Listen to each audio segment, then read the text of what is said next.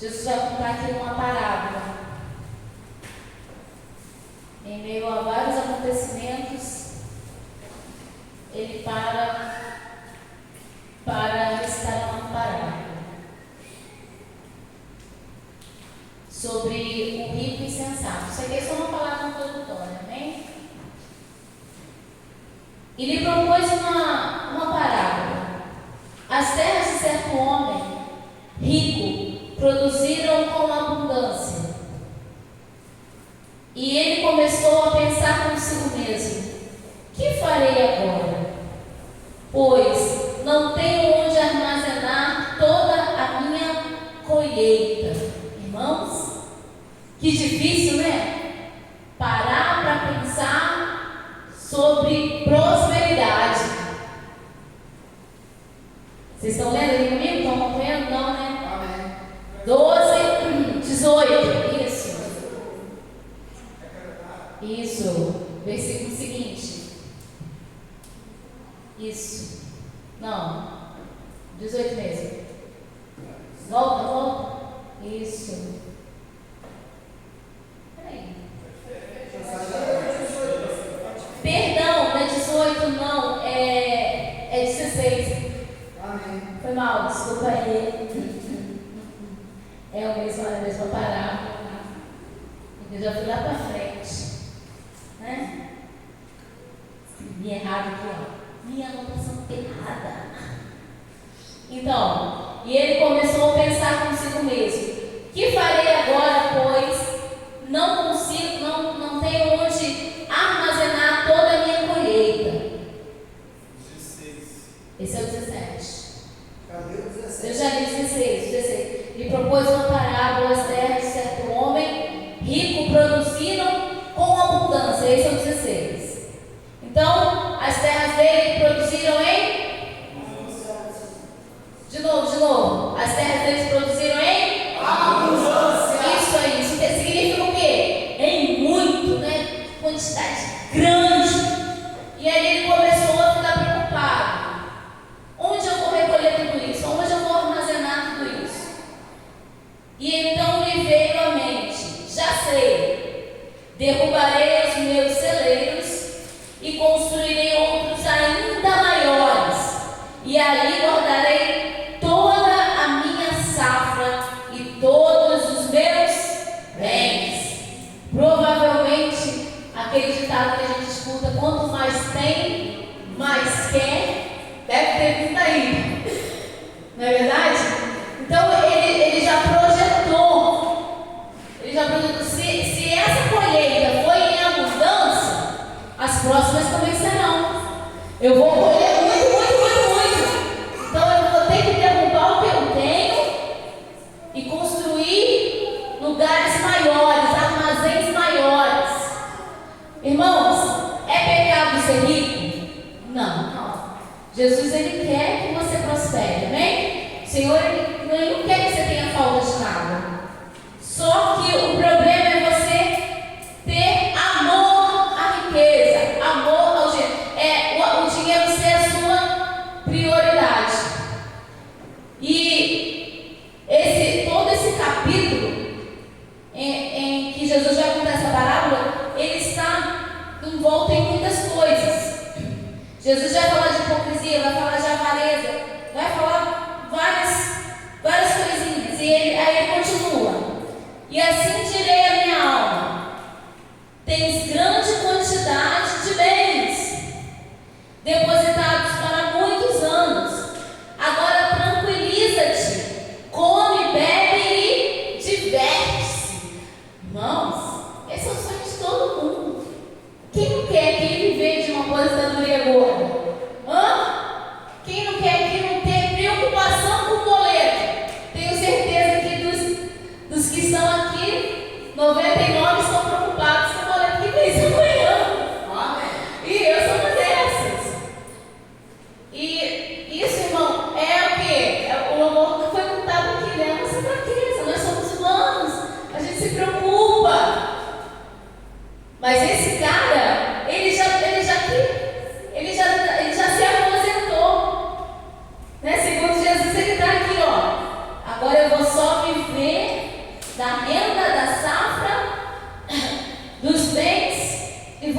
divertir. Vou ficar tranquilo, vou beber e me divertir. Parece aos olhos humanos, irmão, a melhor opção. Não parece? Parece o sonho de vida de mais de quase toda a população, irmãos. Quem não gostaria de pensar amanhã não vou ter que levantar para trabalhar? Não. Seria bom demais. Só que Jesus não quer que a gente viva assim. É por isso que Ele está colocando essa palavra.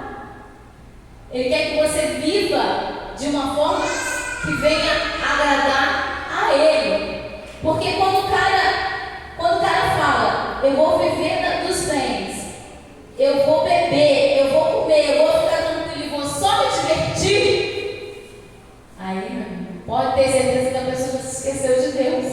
Ela tá pensando o quê? Somente na condição financeira dela. Eu me garanto no meu dinheiro.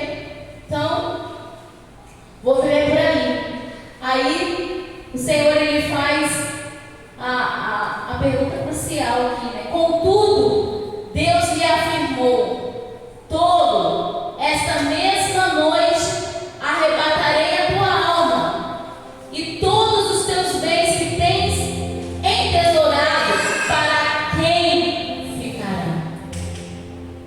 Irmãos, isso aqui é o retrato da vida. Tem pessoas que elas passam a vida toda juntando bens, multiplicando bens. O evangelista João me contou de um cliente dele que comprou um carro, John Porsche, que bateu lá em São Paulo.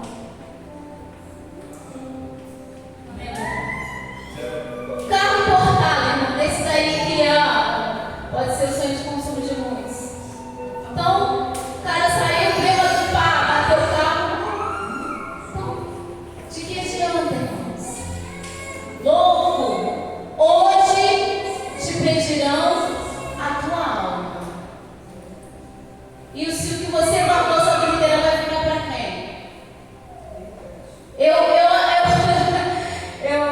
Eu fico lá em casa hoje, eu fico, Jesus, como é que eu vou ter que fazer um testamento?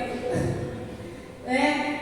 Nós não temos muito, mas que está ali, que estiver dentro da casa, vai ter que ir para alguém.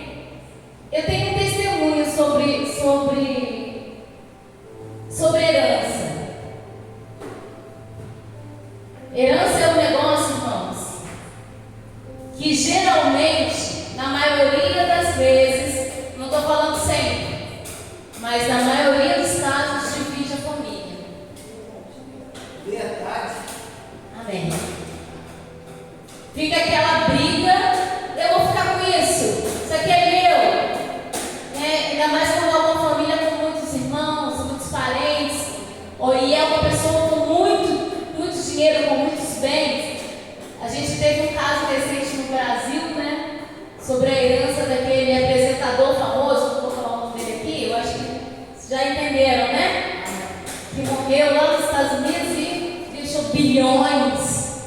E a família se dividiu, e a família entrou numa briga que se arrastou por anos, até que alguém cedeu e desistiu da sua parte. Só assim se resolveu o problema. Porque senão iriam estar brigando ali até o dia de hoje. Meus pais, vocês sabem que meus pais são falecidos. E ficou lá no Rio de Janeiro uma casa, a qual o meu irmão está morando nela. Mas o que eu ouvi de conselhos de pessoas falando assim: não, você não pode deixar ele morar lá, ele tem que te pagar um aluguel. Que negócio é esse? E muitos conselhos desse tipo, e não eram de pessoas que eram pessoas de condição financeira, irmão, que davam esse tipo de conselho. E no meu coração Deus falava comigo assim: não, minha filha, ele está lá, deixa ele lá. Ele tem que te pagar o aluguel, ele é seu irmão. E graças a Deus, espero que ninguém veja isso, porque é ruim alguém pensar dessa forma. Eu vejo assim, pode ser que você entenda que é o certo, tem que se fazer dessa forma. Mas eu entendo que tudo vai ficar, mas todo mundo vai embora e não vai levar nada. Verdade. Até a roupa que você vai enterrar é rasgada lá, fica pela metade. A mulher lá na... Como é que chama o lugar onde? No corpo? Esqueci agora. Funerária. Na funerária, falou assim comigo. Eu separei uma sandalinha, né, pra botar na minha mão. Ela falou assim: não bota não, senão vai ter que rasgar, vai arrebentar. E eu fiquei assim: tá vendo, Jesus? Nada. Fica tudo. Tudo perde valor, irmãos. A única coisa preciosa em nós é a nossa alma que vai para o Pai, nosso fôlego de vida. E aqui Jesus está ensinando acerca dessas coisas. Ele está falando para a gente ter cautela no início do capítulo, né? Acerca da hipocrisia, acerca de situações que são colocadas nas nossas vidas e nós não sabemos. No versículo 2, vem para mim, Pedro. Esse é o 2. Está tão pequeno, não, é no mesmo. Enquanto isso, uma multidão de milhares de pessoas aglomeraram-se a ponto de pisotear umas às outras. E foi quando Jesus começou a ensinar primeiramente aos discípulos, prevenindo-os a cautelar-vos com o fermento do fariseu, que é a hipocrisia. O evangelista João pregou aqui no domingo que as pessoas estavam ali incomodando o momento em que Jesus estava falando com o Pai, porque queriam a bênção, porque queriam. Deus está falando, né, irmãos? É assim mesmo. Multiplicação, amém? Amém. Porque queriam, né, os pães, queriam os milagres. E nós somos tão egoístas ao ponto de pisotear uns aos outros para poder receber aquilo que queremos. Essa noite é uma noite de alerta, amém? Amém. É uma noite que o Pai, Ele quer nos alertar, Ele quer nos colocar no prumo. Jesus no capítulo, no versículo 4, Ele vai ensinar acerca do temor de Deus. Ele vai dizer no versículo 8, bota para mim o 8, Pedro, por favor. Não se costuma vender 5 pardais por 2 pequenas moedas?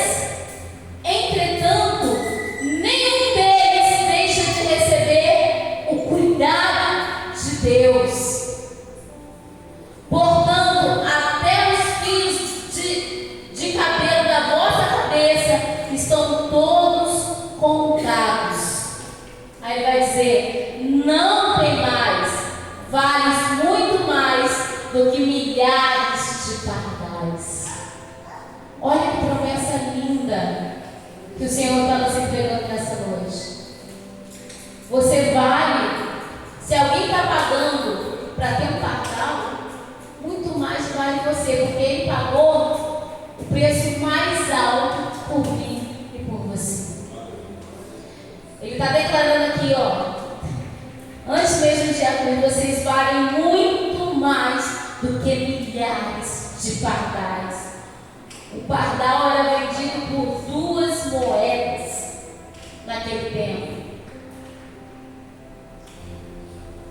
E antes dele falar do rico insensato, ele vai também testemunhar da fé. Ele vai pedir para você não negar sua fé. Versículo 11, Pedro. Quando vos levarem forçados às sinagogas e perante governantes e autoridades, não vos preocupeis quanto à maneira que deveis responder, nem tampouco quanto ao que tiver de falar, porquanto naquele momento o Espírito Santo vos ministrará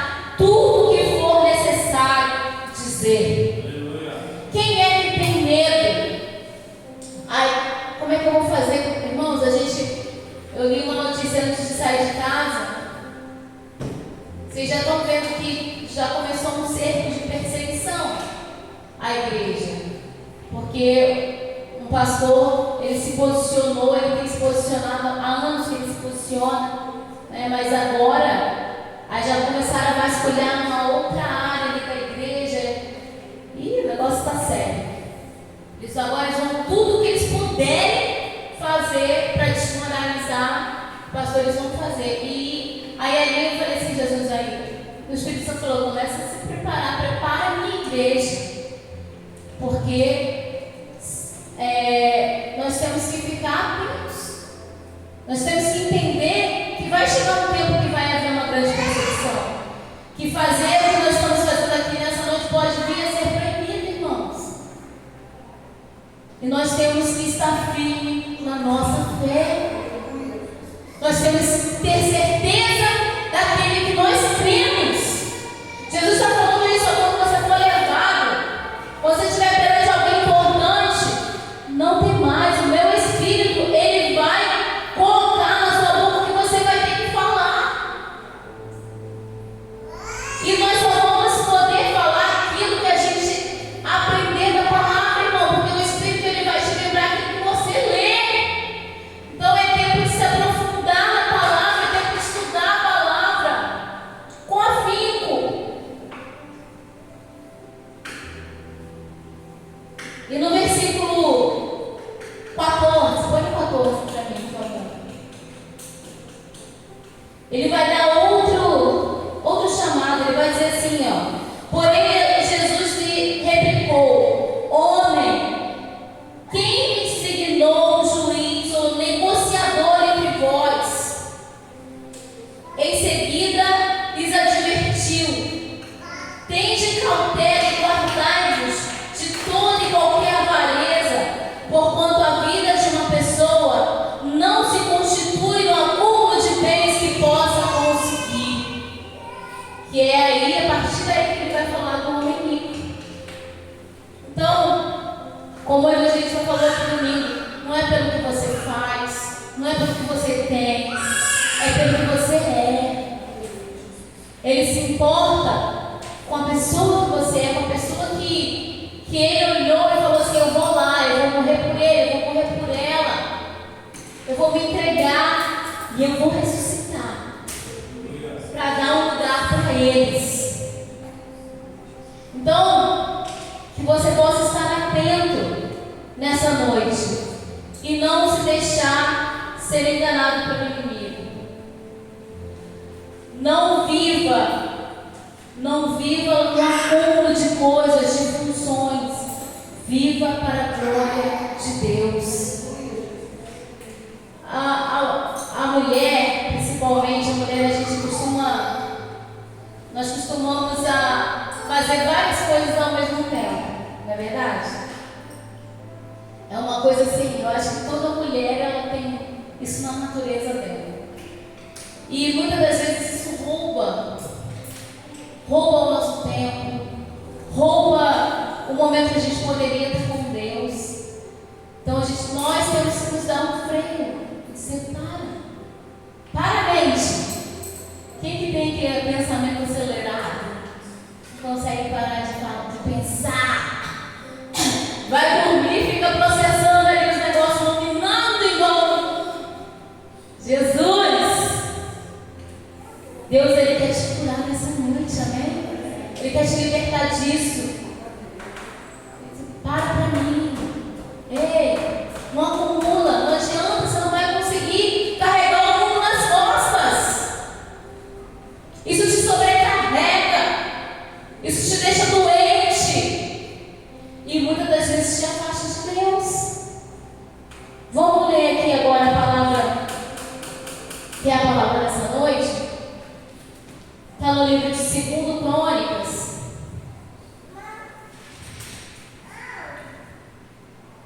Aleluia. A gente vai ler no capítulo 15. E eu me surpreendi tanto com Deus, porque a palavra de Deus, irmãos, ela é tão atual. Ela foi escrita há muitos anos, centenas de anos, mas ela continua sua atual. A gente vai ler a história de um rei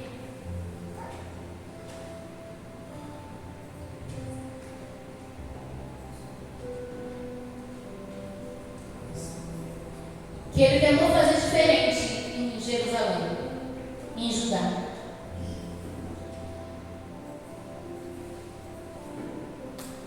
Vamos ler ali a partir do versículo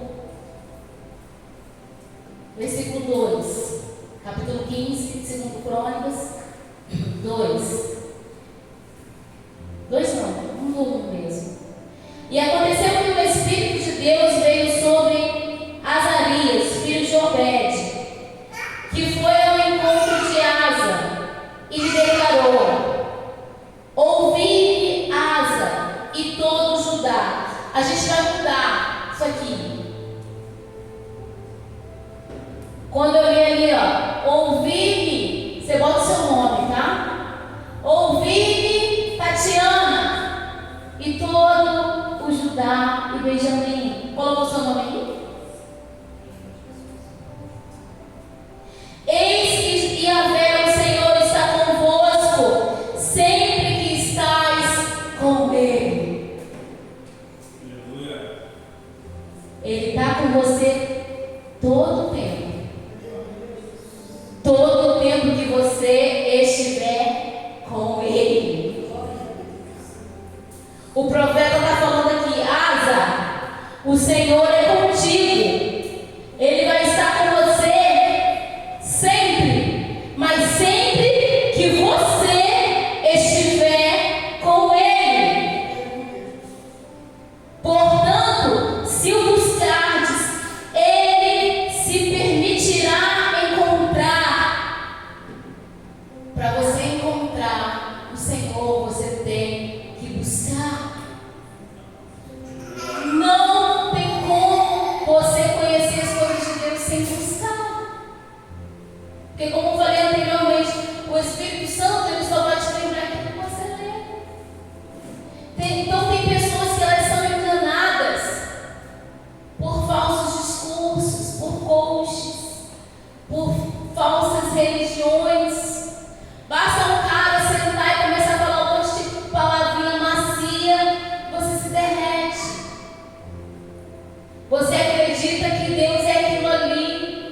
Esses dias eu ouvi um pastor falar a pior das heresias. Deus não é fogo consumidor, disse ele.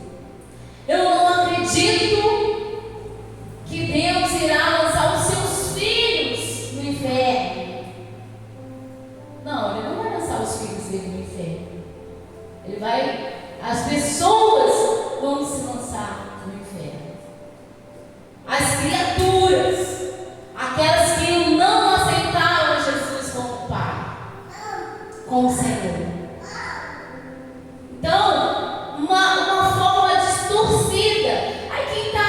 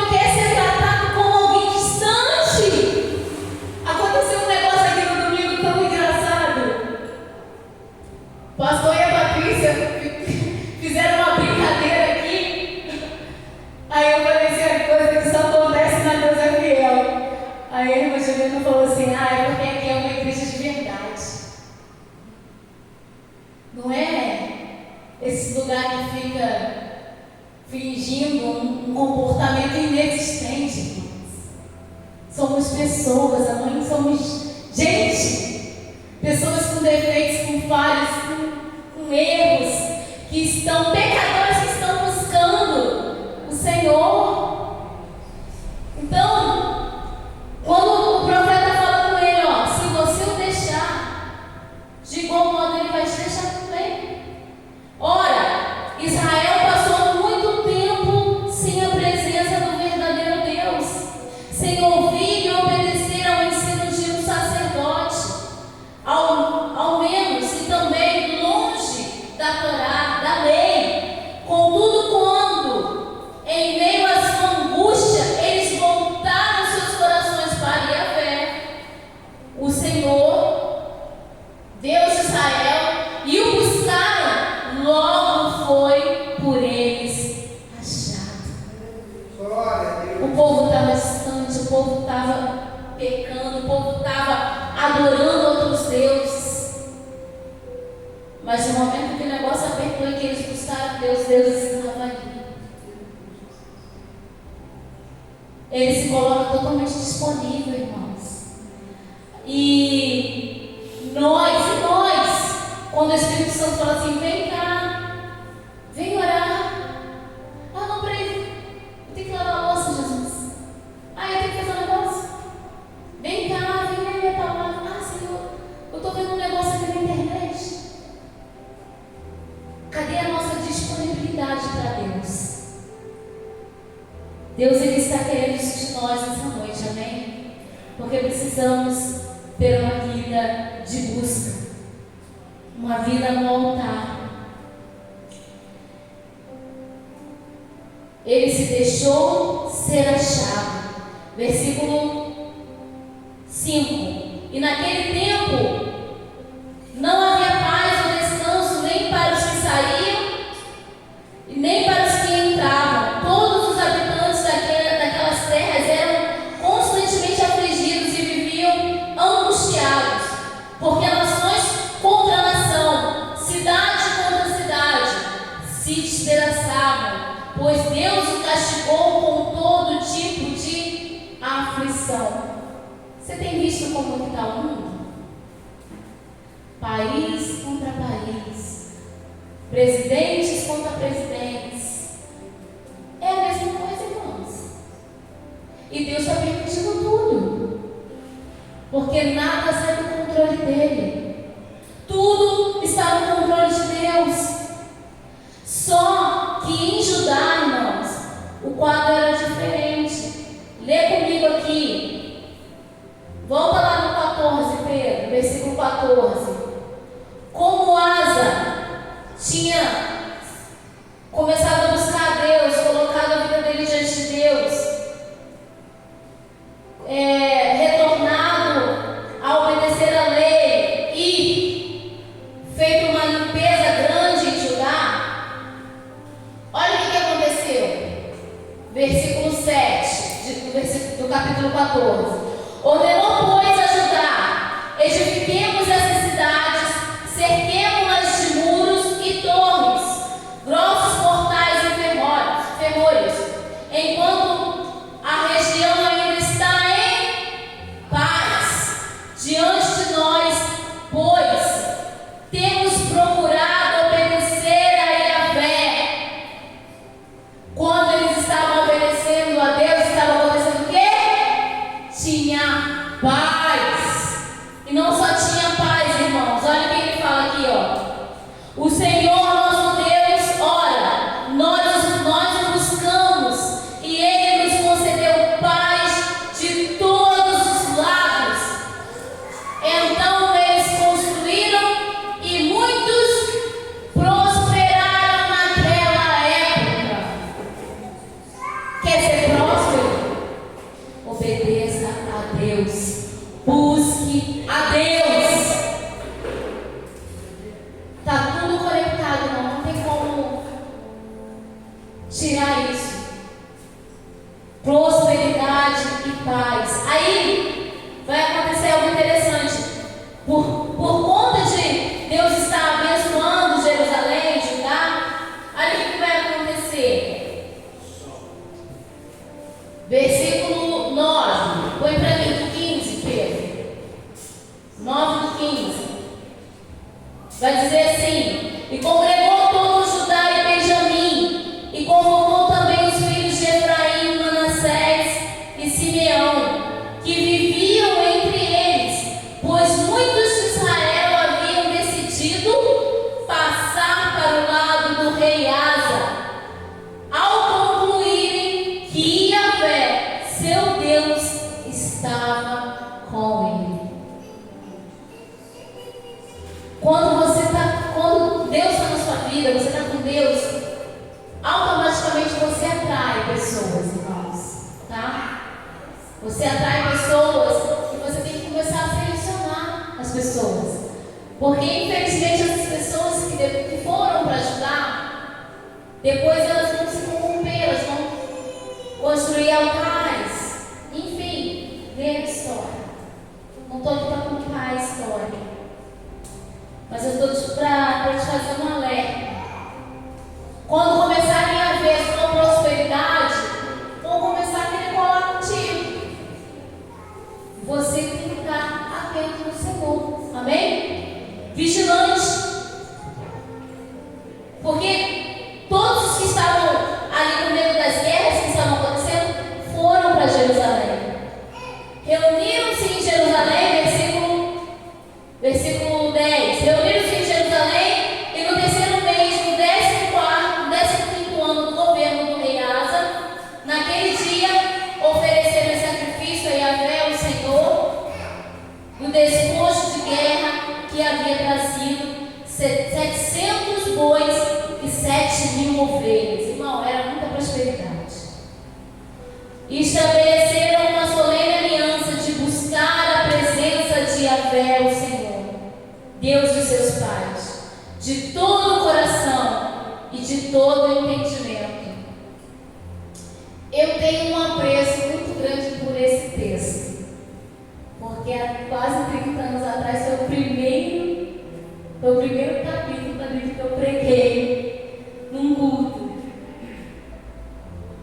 Na primeira versão que eu li, diz que Asa serviu o Senhor, mas ele não servia o Senhor de todo o coração. Eu ia buscar qual era a versão, acabei não fazendo isso, mas eu li na Bíblia Pentecostal.